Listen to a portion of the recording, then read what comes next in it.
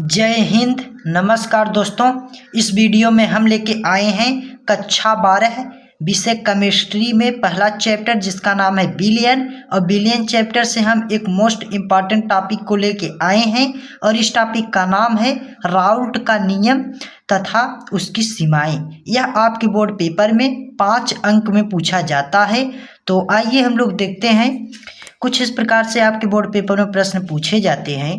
तो देखिए, प्रश्न है राउल्ट का वाष्प दाब अवनमन नियम लिखिए, इसकी सीमाएं भी लिखिए, या राउल्ट के नियम को परिभाषित कीजिए तथा उसकी सीमाएं लिखिए।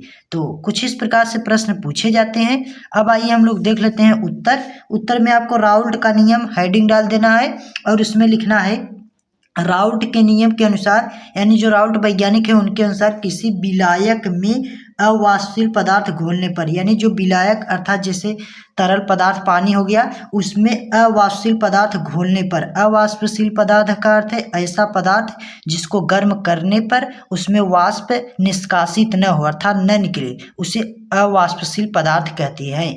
और वहीं जो वाष्पशील पदार्थ ऐसा पदार्थ जिसको गर्म करने पर वाष्प निकले। तो अवाष्पशील पदार्थ के अंतर्गत जैसे आपका चीनी हो गया, नमक हो गया, और वाष्पशील पदार्थ के अंतर्गत जैसे पानी हो गया। तो जो कह रहे हैं कि विलायक में अवाष्पशील पदार्थ घोलने पर प्राप्त विलयन के वाष्प दाब में आपेक्षिक अवनमन होता है, यानी उस विलायक में अवाष्पशील पदार्थ घोला जाए तो उसके वाष्प दाब में आपेक्षिक अवनमन होगा। अवनमन का अर्थ होगा कमी होगा। अगर आप अवाष्पशील पदार्थ घोलेंगे तो उसके वाष्प दाब में अवनमन होगा, कमी हो जाएगा।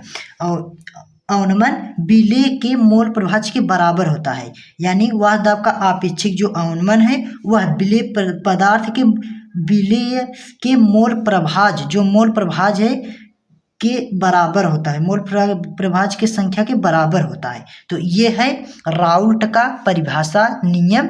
अब आइए हम लोग देख लेते हैं। जैसे देखिए, ये हो गया एक पात्र हो गया और इसमें आप यहाँ तक आप विलयन भर दीजिए। जैसे ये सब विलयन भर दिए और यह क्या है, वाष्पशील है, यानी इसको गर्म करने पर यहाँ इसमें से वाष्प निकलेगा और यह वाष्पशील पदार्थ हो गया अर्थात विलायक।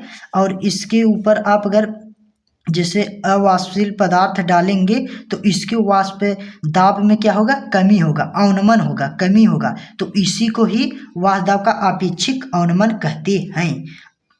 तो ये रहा वाष्प दाब का। और इसी से जो सूत्र निकल के आता है तो वह कुछ इस प्रकार से होगा, जैसे P0 माइनस PS बटे P0। यह क्या है, यह है वाष्प दाब का आपेक्षिक अवनमन का सूत्र। और वहीं देखिए जो n स्मॉल n बटे स्मॉल प्लस कैपिटल एन, यह क्या है, यह है मोल प्रभाज का सूत्र।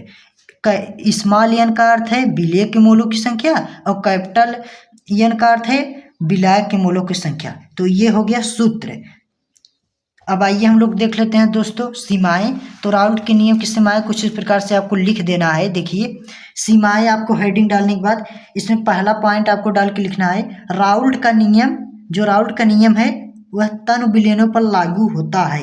तनु का अर्थ है जो पतला हो, तनु का अर्थ है पतला हो। जैसे पानी हो गया या तनु है, अगर इसमें आप चीनी डाल के इसे गर्म कर देंगे तो ये क्या हो जाएगा, यह हो जाएगा गाढ़ा, मोटा, तो इसे सांद्र बोलेंगे। तो जो राउल्ट का नियम है वह तनु विलयनों पर लागू होता है। सांद्र विलयन राउल्ट के नियम से विचलन प्रदर्शित करता है, यानी जो सांद्र विलयन है वह राउल्ट के नियम का पालन नहीं करते हैं। आपको ये पहला पॉइंट डाल के लिख देना है।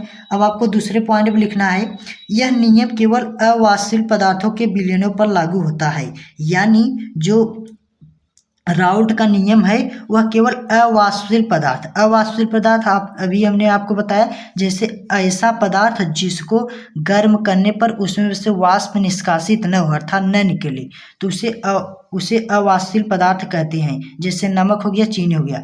तो यह नियम केवल अवाष्पशील पदार्थों के विलयनों पर लागू होता है, राउल्ट का नियम। और तीसरे पॉइंट में आपको लिख देना है वैद्युत अपघट्यों के विलयनों पर राउल्ट का नियम लागू नहीं होता है। आपको तीसरे पॉइंट में इस प्रकार से लिख देना है। और आपको फोर्थ पॉइंट में लिखना है जो पदार्थ विलयनों में संगुणित हो जाते हैं उन पदार्थों के विलयन भी राउल्ट के नियम का पालन नहीं करते हैं। तो इस प्रकार से आपको फोर्थ पॉइंट डाल के लिख देना है। तो दोस्तों ये रहा राउल्ट का नियम तथा उसकी सीमाएं। यह आपके बोर्ड पेपर में 5 अंक में पूछा जाता है। तो सो फ्रेंड्स, अगर आपको यह वीडियो अच्छी लगी हो तो प्लीज़ लाइक करना, चैनल को सब्सक्राइब करना। मिलता हूँ नेक्स्ट वीडियो लेके, तब तक के लिए जय हिंद, वंदे मातरम।